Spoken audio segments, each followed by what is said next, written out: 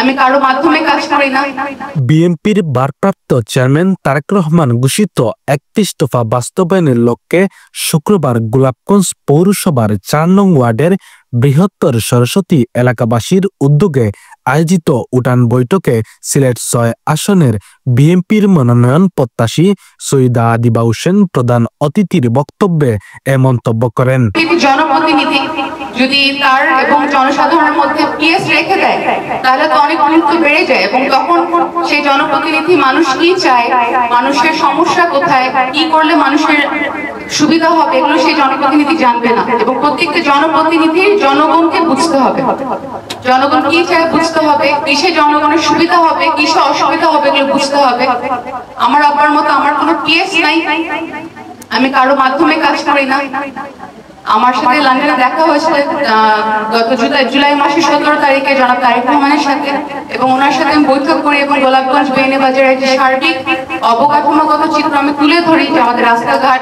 হাসপাতালের সমস্যা, আমাদের শিক্ষা ব্যবস্থার সমস্যা, এবং উনি এগুলো মনোযোগ দিয়ে শুনেন এবং দুঃখ প্রকাশ করেন, এবং উনি আমাকে পরামর্শ দেন, নির্দেশ দেন যে আমার বাবার মতো জনগণের কাছে গিয়ে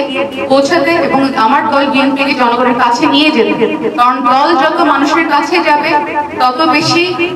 মানুষকে, সাধারণ মানুষকে বুঝতে দলের সুবিধা হবে। এবং বিএনপি আপনারা দেখেছেন সবসময় জনগণের হয়ে কাজ করে, দেশের হয়ে কাজ করে। উঠান বৈঠকে পৌরসভার 4 নং ওয়ার্ড বিএনপির বর্তমান সভাপতি মাসুক আহমেদের সভাপতিত্বে ও প্রতিষ্ঠাতা সভাপতি ফটিক আহমেদের পরিচালনায় বিশেষ অতিথি হিসেবে আরও বক্তব্য রাখেন গোলাপগঞ্জ উপজেলা বিএনপির সিনিয়র সহসভাপতি হেলালুজ্জামান হেলাল, আব্দুল কাদের সেলিম, আলীনগর ইউনিয়ন বিএনপির সাধারণ সম্পাদক মামুন আহমদ, গোলাপগঞ্জ পৌর বিএনপির আহ্বায়ক কমিটির সাবেক সদস্য আব্দুস সামাদ, লক্ষ্মীপাশা ইউনিয়ন বিএনপির সাধারণ সম্পাদক ফখরুল ইসলাম, আমুরা ইউনিয়ন বিএনপির সাধারণ সম্পাদক আব্দুল গফফার কুটি, শেওলা ইউনিয়ন বিএনপি নেতা জমিল আহমদ, লন্ডন প্রবাসী ইকবাল হোসেন, বিয়ানীবাজার উপজেলা বিএনপির সহধর্ম বিষয়ক সম্পাদক হাফিজ মসরুর আহমদ, গোলাপগঞ্জ পৌর যুব দলের যুগ্ম আহ্বায়ক নুরুজ্জামান জুবেল,